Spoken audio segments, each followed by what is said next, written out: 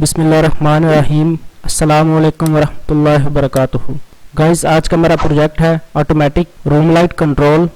चलिए शुरू करते हैं सर्किट डायग्राम से।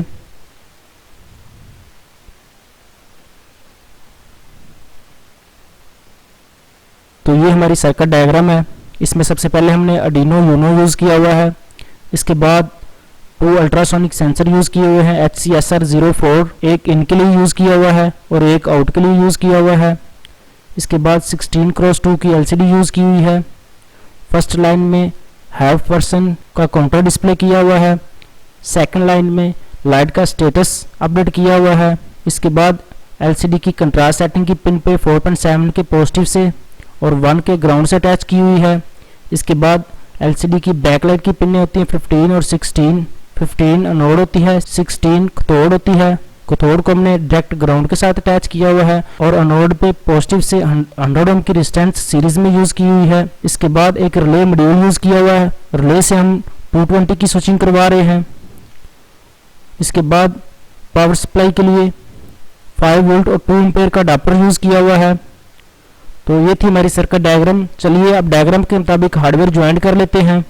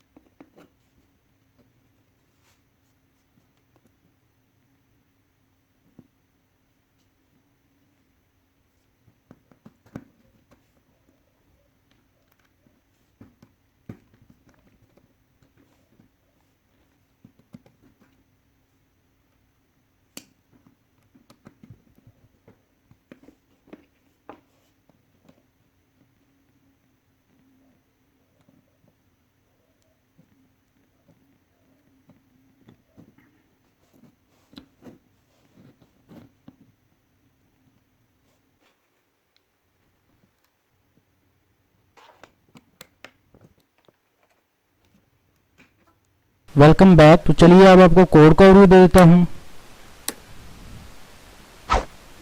तो ये हमारा कोड है, इसको अपने Arduino IDE पे ओपन कर लेना है।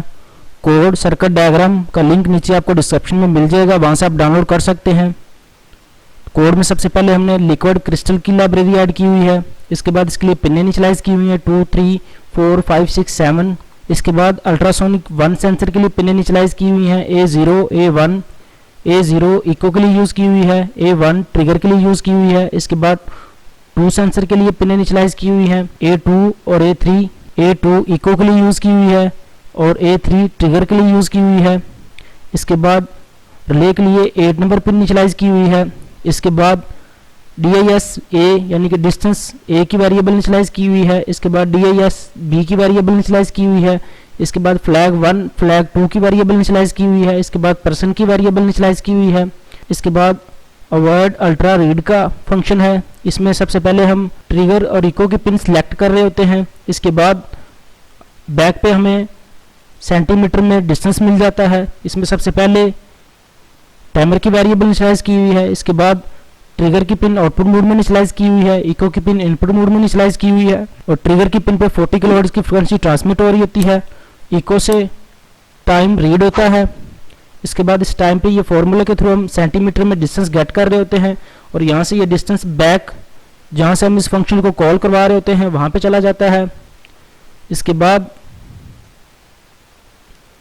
अवॉइड सेटअप है। अवॉइड सेटअप में सबसे पहले सीरियल बॉर्डर इनिशियलाइज किया हुआ है 9600। बॉर्डर डाटा रेट पर स्पीड होता है। इसके बाद रिले की पिन आउटपुट मोड में इनिशियलाइज की हुई है। इसके बाद 16x2 की LCD इनिशियलाइज की हुई है। इसके बाद 0 करैक्टर और 0 लाइन पे वेलकम का मैसेज प्रिंट किया हुआ है 1000 मिलीसेकंड डिले के लिए। इसके बाद LCD क्लियर करके अवॉइड लूप में चले जाएंगे। अवॉइड लूप में सबसे पहले अल्ट्रा रीड के फंक्शन में हम सेंसर 1 की पिन सेलेक्ट कर रहे हैं और वहां से हम DIS A की वेरिएबल अपडेट कर रहे हैं। 30 मिलीसेकंड डिले के बाद अल्ट्रा रीड के फंक्शन में सेंसर 2 की पिन सेलेक्ट की हुई हैं। इसके बाद वहां से DIS B की वेरिएबल अपडेट की हुई है। इसके बाद 30 मिलीसेकंड डिले के बाद नीचे जाएंगे तो यहाँ पर इसके बाद यहाँ पे डिस्टेंस A डिस्टेंस B की वेरिएबल सीरियल पे प्रिंट हो रही हैं। इसके बाद अगर डिस्टेंस A 90 सेंटीमीटर से ड्रॉप होगा, इसने फ्लैग की वेरिएबल को भी साथ चेक करना है। अगर फ्लैग 1 की वेरिएबल 0 के इक्वल होगी तो उस कंडीशन के ऊपर इसने इस फंक्शन में जाना है। जैसे इस फंक्शन में जाएगा तो फ्लैग 1 की वेरिएबल को 1 के इक्वल कर देगा। इसके बाद यहाँ पर हमने चेक लगाया हुआ है, अगर फ्लैग 2 की वेरिएबल 0 के इक्वल है तो उस कंडीशन के ऊपर इसने पर्सन की वेरिएबल में 1 वैल्यू ऐड कर देनी है। यानी कि अगर हमारा पर्सन पहले सेंसर 1 के सामने गया हुआ है उस कंडीशन के ऊपर इसने वेरिएबल को प्लस करना है।